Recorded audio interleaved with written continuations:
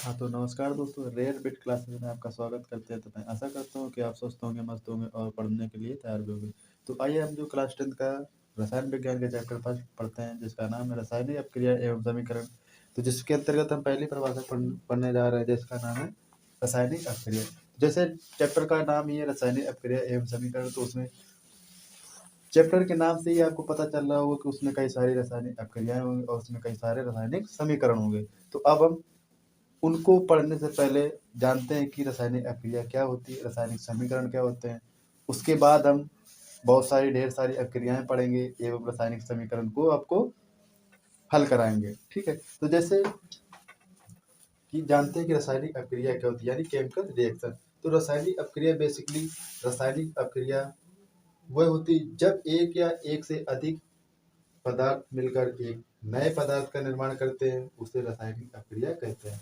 यानी कि इसमें क्या किया जाएगा रासायनिक अपक्रिया में कि एक पदार्थ भी हो सकता है और एक से अधिक भी हो सकते हैं, और ये पदार्थ मिलकर यानी इसमें जब अपक्रिया कराई जाएगी रासायनिक, तो मिलकर एक नए पदार्थ का निर्माण होगा, उससे हम क्या कहेंगे रासायनिक अपक्रिया।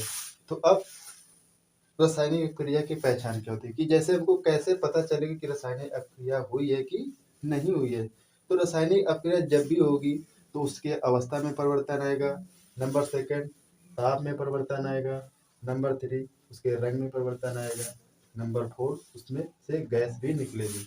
तो ये होता है प्रॉपर रासायनिक अपक्रिया का कार्य कि क्या होता है, उससे क्या होगा और उसमें क्या परिवर्तन आ सकते हैं। ठीक है, उसके बाद हम देखते हैं कि रासायनिक समीकरण क्या होता है।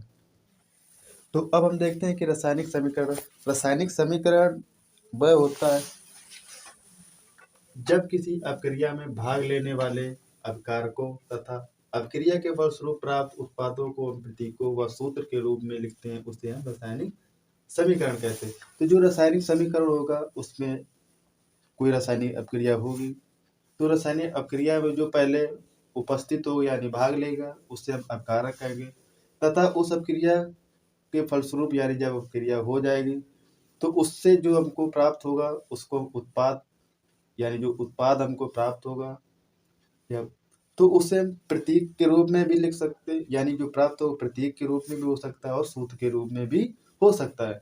तो उससे हम रासायनिक समीकरण कहते हैं। जैसे कि यहाँ पर हमने आपको एग्जाम्पल के माध्यम से बताया कि इसमें जैसे यानी एक सोडियम प्लस सोडियम की जल के साथ क्रिया कराते हैं, यानी तो सोडियम प्लस जल ये आपको अपकारक होगा, तथा अपक्रिया के फलस्वरूप यानी क्रिया कराने के बाद जो हमको उत्पाद प्राप्त होगा जिसे यानी OH यानी जिसे हम सोडियम हाइड्रोक्साइड कहते हैं।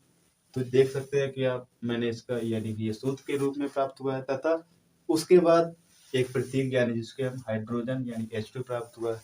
तो जैसा कि समीकरण में मैंने लिखा है कि रासायनिक अपक्रिया में भाग लेने वाले अपकारकों तथा अपक्रिया के फलस्वरूप प्राप्त उत्पादों को सूत्र एवं प्रतीक के रूप में लिखते हैं, उसे हम रासायनिक समीकरण कहते हैं। तो जैसा मैंने लिखा है बिल्कुल आपको उसी तरह प्राप्त कर कर बताया। तो मैं आशा करता हूँ कि ये रासायनिक समीकरण एवं रासायनिक अपक्रिया की जो परिभाषा मैंने आपको बताई वो आपको समझ में आई होगी। आइए अब हम देखते हैं कि दूसरी रासायनिक अपक्रिया कौन सी है। ठीक है, तो जैसे कि अब हम देखते हैं कि संयोजन अपक्रिया क्या होती है। तो अब हम देखते हैं कि संयोजन अपक्रिया यानी संयोजन अपक्रिया को ही हम कॉम्बिनेशन अपक्रिया भी कहते हैं। यानी संयोजन अपक्रिया जैसे नाम से ही पता चल रहा है कि संयोजन यानी इसमें क्या होगा संयोग होगा। तो संयोग होगा तो उसे हम क्या कहेंगे संयोजन अपक्रिया। जैसे वह रासायनिक अपक्रिया जिसमें दो या दो से अधिक पदार्थ पदार्थ जो तत्व भी हो सकते हैं और यौगिक भी हो सकते हैं, उनके संयोग करके जो एक उत्पाद यानी एक सिंगल उत्पाद का निर्माण होगा उसे हम क्या कहेंगे कॉम्बिनेशन अपक्रिया या कॉम्बिनेशन रिएक्शन या संयोजन अपक्रिया कहते हैं। ठीक है, तो अब हम देखते हैं ये जो क्रिया होती है इसका किस तरह के एग्जाम्पल को आपको मैं बताता हूँ। जैसे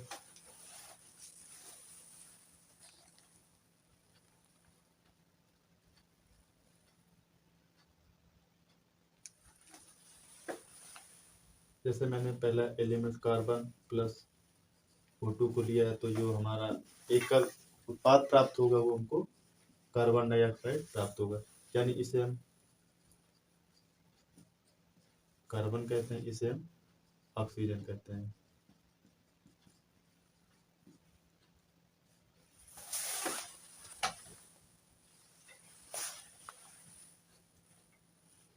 इसे हम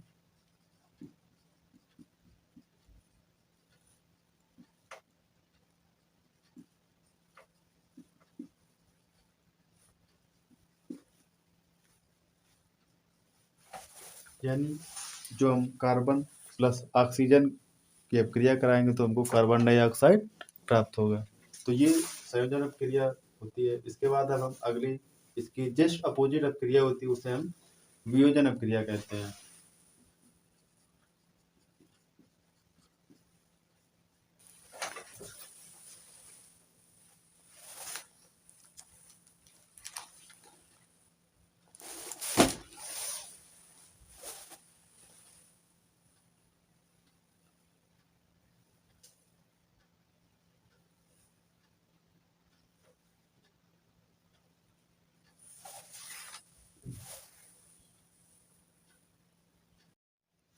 हाँ, तो वियोजन अपक्रिया जो होती है जिसे हम डीकम्पोजिशन रिएक्शन भी कहते हैं, यानी जो वियोजन अपक्रिया संयोजन अपक्रिया के जस्ट अपोजिट अपोजिट होती है। तो जैसा संयोजन अपक्रिया की मैंने परिभाषा लिखी थी उसी तरह उसका जस्ट अपोजिट उसे हम लिखा है, जिसे हम कहते हैं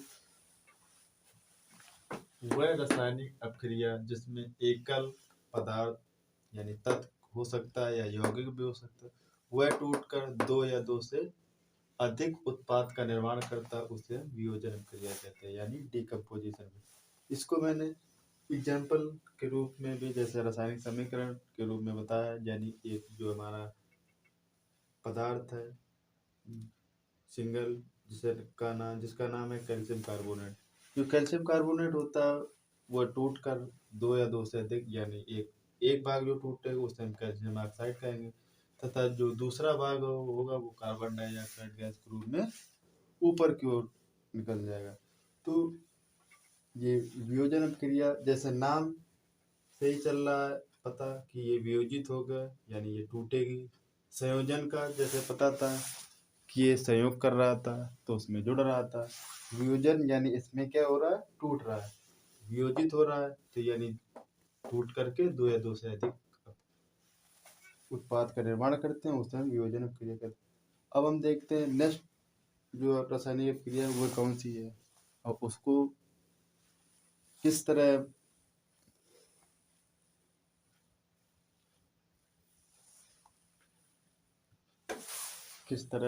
पढ़ते हैं और उसका रासायनिक समीकरण भी देखते हैं। तो इसके बाद जो हमारी नेक्स्ट अपक्रिया तीसरी विस्थापन अपक्रिया जिसे हम डिस्प्लेसमेंट रिएक्शन भी कहते हैं। जो डिस्प्लेसमेंट रिएक्शन होती है वह प्रायः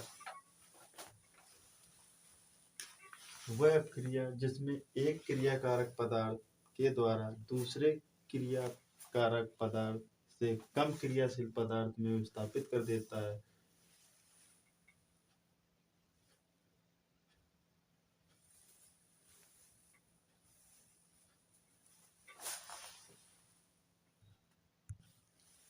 उसे विस्थापन अपक्रिया कहते हैं।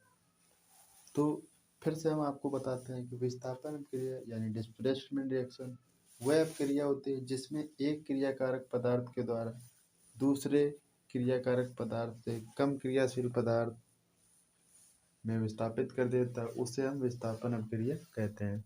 तो जो विस्थापन अपक्रिया को मैंने आपको एग्जाम्पल के माध्यम से भी बताया, तो जो जैसे हमने एक कोई कॉपर सल्फेट का विलयन है, कॉपर सल्फेट के विलयन में हम अधिक क्रियाशील वाला पदार्थ यानी तत्व जिसे हम आयरन कहते हैं Fe को डालने से जो हमारा कॉपर सल्फेट में कम क्रियाशील वाला पदार्थ यानी तत्व जिसे हम कॉपर कहते हैं, तो वह कॉपर सल्फेट के विलयन से यानी अलग हो जाएगा यानी विस्थापित हो जाएगा। तो हम इस प्रकार देख रहे हैं कि जो अधिक क्रियाशील पदार्थ यानी आयरन कॉपर को अलग निष्कासित कर दे रहा है। तो इससे आपको समझ में आ रहा होगा कि हमने किस प्रकार कॉपर सल्फेट के विलयन में आयरन की जो छड़ डालने से हमने जो कम क्रियाशील पदार्थ कॉपर को विस्थापित कर दिया। और विस्थापन अपक्रिया को जो यानी उसकी परिभाषा होती है उसको हम परिभाषा यानी उसके नाम से ही पता चल रहा है कि हमको विस्थापन करना है। ठीक है, कोई पदार्थ होगा, उसको अधिक क्रियाशील पदार्थ के माध्यम से कम क्रियाशील पदार्थ यानी कम क्रियाशील तत्व को हम अलग कर देंगे। तो मैं आशा करता हूँ कि ये अब क्रिया विस्थापन आपको समझ में आई होगी। तो आइए हम फिर से एक बार तीनों क्रिया को फिर से पढ़ लेते हैं। तो संयोजन क्रिया कॉम्बिनेशन रिएक्शन वह आपकी रासायनिक क्रिया जिसमें दो या दो से अधिक पदार्थ तत्व या यौगिक के रूप में जिनको संयोग करके एक एकल उत्पाद का निर्माण करते हैं उसे हम संयोजन क्रिया कहते हैं। जिसको मैंने एग्जाम्पल के रूप में बताया था कि कार्बन यानी इसकी ऑक्सीजन के साथ क्रिया कराएंगे तो आपको कार्बन डाइऑक्साइड प्राप्त हो। इसी तरह संयोजन क्रिया के जस्ट अपोजिट होती है वियोजन क्रिया जिसे हम डिकम्पोजिशन क्रिया भी कहते हैं। वह रासायनिक क्रिया जिसमें एकल उत्पाद यानी पदार्थ तत्व या यौगिक के रूप में टूटकर अलग दो या दो से अधिक उत्पाद का निर्माण करता है उसे हम वियोजन क्रिया कहते हैं। इसको भी मैंने एग्जाम्पल के माध्यम से बताया था कि इसमें एक कोई पदार्थ लिया जाएगा जिसका नाम कैल्शियम कार्बोनेट है। उसकी हम जब रासायनिक क्रिया कराएंगे तो वो दो या दो से अधिक यानी तो जिसका एक भाग कैल्शियम ऑक्साइड तथा दूसरा भाग कार्बन डाइऑक्साइड के रूप में प्राप्त होगा। इसी तरह जो तीसरी रासायनिक क्रिया है जो तीसरी विस्थापन क्रिया है जिसे हम डिस्प्लेसमेंट रिएक्शन कहते हैं। तो डिस्प्लेसमेंट रिएक्शन जो होती है वह अब क्रिया जिसमें एक क्रियाकारक पदार्थ के द्वारा दूसरे क्रियाकारक पदार्थ से कम क्रियाशील पदार्थ में विस्थापित कर देता है उसे हम विस्थापन क्रिया कहते हैं। जैसे कि हम देख रहे हैं कि इसमें एक कॉपर सल्फेट का विलयन है जिसमें हम एक दूसरा क्रियाशील यानी जिसे हम आयरन की छड़ डालते हैं तो उसके रासायनिक क्रिया के फलस्वरूप जो हमको कॉपर सल्फेट में उपस्थित कम क्रियाशील पदार्थ यानी जो कॉपर होता है वो विस्थापित हो रहा है। तो इस प्रकार देख रहे हैं कि विस्थापन क्रिया को एवं वियोजन क्रिया को एवं संयोजन क्रिया को मैंने आपको विद एग्जाम्पल के साथ रासायनिक समीकरण के द्वारा आपको समझाया। तो मैं आशा करता हूँ कि ये जो अब क्रियाएं हैं आपको समझ में आई होंगी। ठीक है, तो इसी प्रकार अब हम आगे नेक्स्ट क्रियाएं पढ़ते हैं। तो इस प्रकार हम देखते हैं कि जो हमारे अगली क्रिया जिसे हम कहते हैं ऊष्माक्षेपीय क्रिया जिसको हम एक्सोथर्मिक रिएक्शन भी कहते हैं। यानी जो ऊष्माक्षेपीय क्रिया होती है जिसे एक्सोथर्मिक रिएक्शन होती है जैसे नाम से ही पता चला ऊष्मा यानी इसमें क्या होगा ऊष्मा का कार्य होगा यानी क्षेपी यानी क्षेपण होगा यानी इसमें ऊष्मा का उत्सर्जन होगा उसे हम ऊष्माक्षेपीय क्रिया कहते हैं। यानी आप इस परिभाषा से भी इसकी परिभाषा लिख सकते हैं। तो आइए अब देखते हैं किस प्रकार लिखते हैं। तो वे अब क्रिया जिनमें क्रिया के फलस्वरूप ऊष्मा उत्पन्न होती है या हो सकता है यहाँ पर लिख सकते हैं ऊष्मा का उत्सर्जन होता है उसे हम ऊष्माक्षेपीय क्रिया कहते हैं। इसके बाद मैंने आपको एग्जाम्पल बताया कि मीथेन प्लस कि ऑक्सीजन के साथ क्रिया कराएंगे तो हमको कार्बन डाइऑक्साइड एवं जल प्राप्त होगा। उसके बाद जो हमारी ऊष्मा होगी वो ऊपर की ओर होगी यानी निकल जाएगी। ठीक, तो इस प्रकार ये ऊष्माक्षेपीय आपको क्रिया आप यहीं से भी याद कर सकते हो। ऊष्मा यानी क्षेपण हो रहा उसे हम ऊष्माक्षेपीय क्रिया कहते हैं। वे क्रिया जिनमें क्रिया के फलस्वरूप ऊष्मा उत्पन्न होती है उसे हम ऊष्माक्षेपीय क्रिया कहते हैं। ठीक है, इसके बाद एग्जाम्पल यानी मीथेन की क्रिया ऑक्सीजन के साथ कराएंगे तो हम उसे कार्बन डाइऑक्साइड व जल प्राप्त होगा तथा ऊष्मा ऊपर की ओर निकल जाएगी।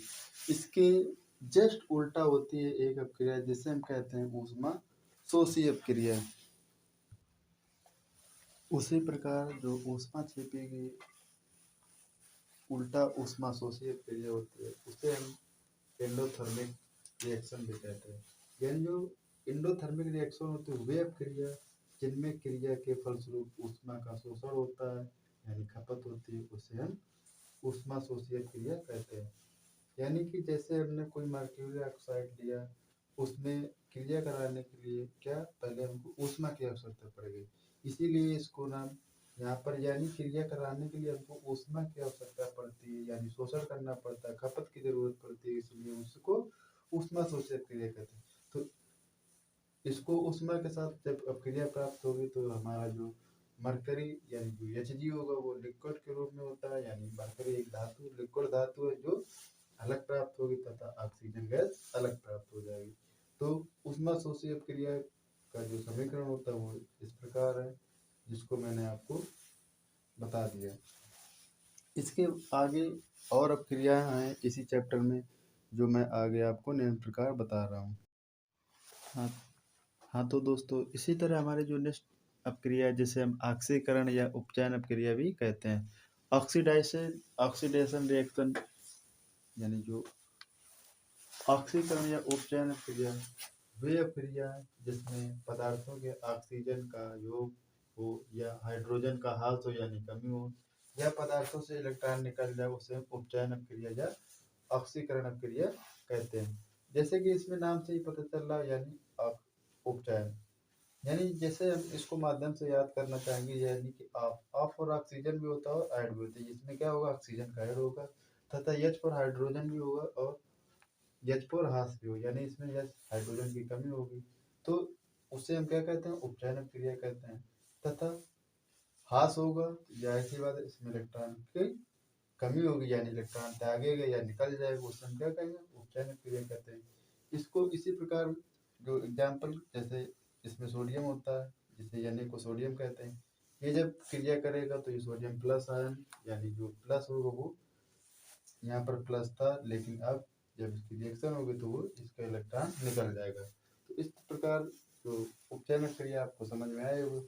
इसी के जस्ट अपोजिट एक रिएक्शन होती है उपचयन की, दूसरी अपक्रिया होती है जिसे हम अपचयन अपक्रिया कहते हैं। तो अब हम देखते हैं कि इसके जो अपचयन अपक्रिया क्या होती है।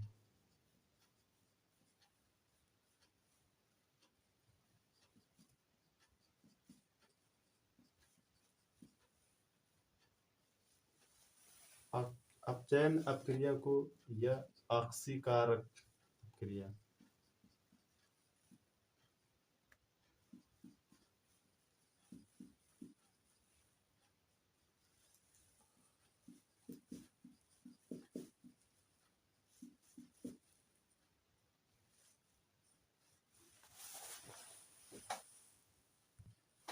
ये जो अपक्रिया होती है तो इसको हम लिखते हैं जैसे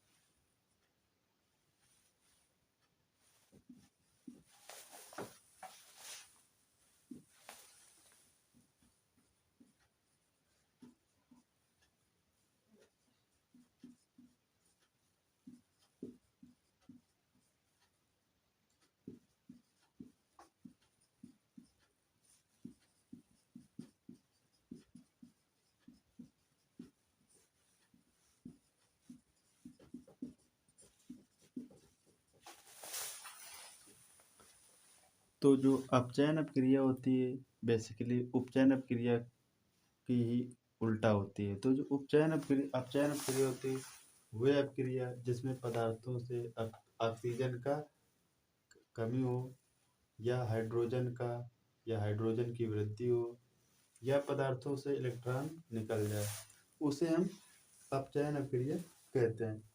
तो जैसे आप देख रहे थे कि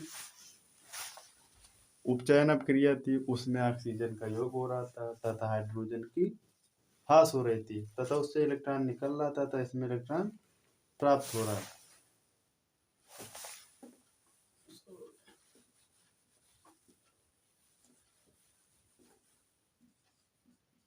प्राप्त हो।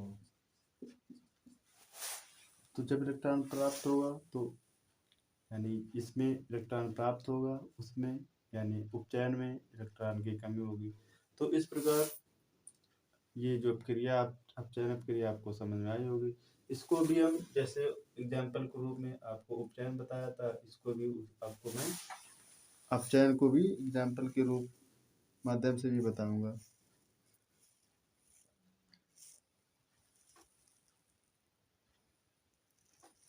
इसी का ही उल्टा लिख लीजिए आप, वही सेम Na प्लस, यानी इससे जो इलेक्ट्रॉन था वो निकल जाएगा, तो इसमें इलेक्ट्रॉन की प्राप्ति हुई। तो अब यहाँ पे Na प्लस यानी हमको जो एक इलेक्ट्रॉन प्राप्त हो गया। तो इस प्रकार मैं आशा करता हूँ कि ये अपचयन एवं उपचयन दोनों क्रियाएं आपको समझ में आई होगी।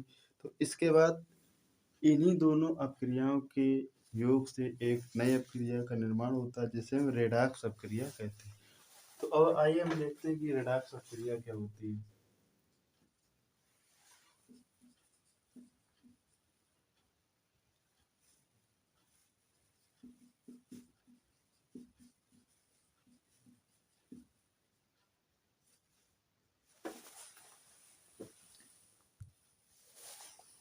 तो जो हमारी नेक्स्ट अपक्रिया रेडॉक्स अपक्रिया थी, जिसको अपचयन या उपचयन अपक्रिया भी कहते हैं। तो जो रेडॉक्स अपक्रिया वह अपक्रिया होती है जिसमें एक अपकारक का ऑक्सीकरण तथा दूसरे अपकारक का अपचयन होता है, उसे हम रेडॉक्स अपक्रिया या अपचयन उपचयन अपक्रिया भी कहते हैं। तो जो रेडॉक्स अपक्रिया होती है बेसिकली अपचयन और उपचयन दोनों अपक्रियाओं को योग से ही प्राप्त होती है। इसको भी हम आपको एग्जाम्पल के माध्यम से बताते हैं।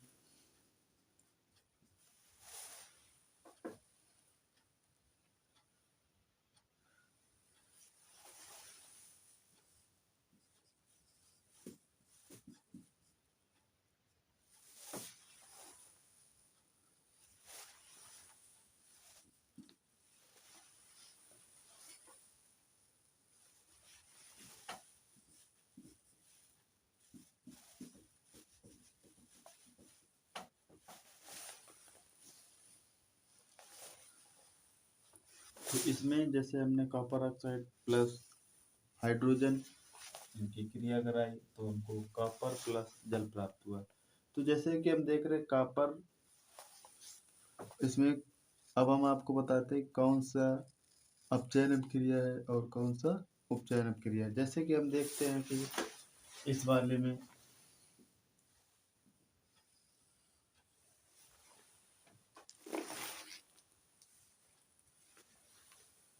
तथा इस वाले में क्या प्राप्त होता है। तो जैसे हम देख रहे हैं इसमें कॉपर से ऑक्सीजन क्या हो रहा है, ह्रास हो रहा है। जब ऑक्सीजन का ह्रास होगा तो जाहिर सी बात है इसमें क्या होगा, अपचयन होगा।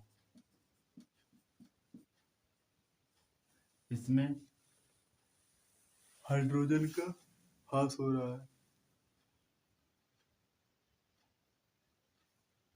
तथा ऑक्सीजन की प्राप्ति हो रही है। यानी हम पहले यहाँ पर देख रहे हैं H2 था और हमको ऑक्सीजन प्राप्त हुआ, यानी ये क्या हुआ, उपचयन होगा।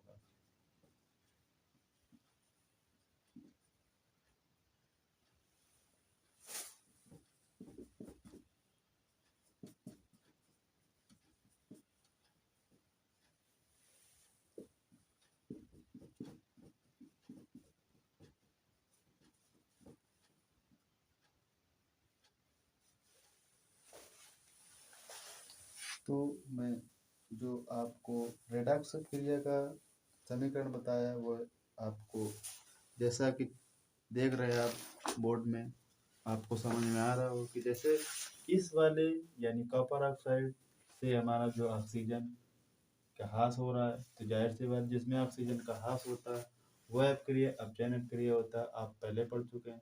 तथा जिसमें ऑक्सीजन की वृद्धि होती है, यानी देख रहे हैं यहाँ पर H2 था, यहाँ पर H2O हो गया, तो ये अपक्रिया जिसमें ऑक्सीजन ऐड होता है वह अपक्रिया उपचयन अपक्रिया होती है। तो इस प्रकार मैंने आपको कई सारी अपक्रियाएं पढ़ाई, तो मैं आशा करता हूँ कि ये जो सारी अपक्रियाएं होंगी वो आपको समझ में आई होंगी। यदि ये सारी अपक्रियाएं आपको समझ में आई होगी, यानी ये वीडियो आपको अच्छी लगी होगी तो लाइक करें, यदि चैनल पे पहली बार आए हैं तो सब्सक्राइब करें तथा ऑल नोटिफिकेशन के बेल को अवश्य दबाएं, ताकि इसी तरह की जो नई नई वीडियो हैं उनके नोटिफिकेशन आप तक तुरंत पहुंच सकें। धन्यवाद।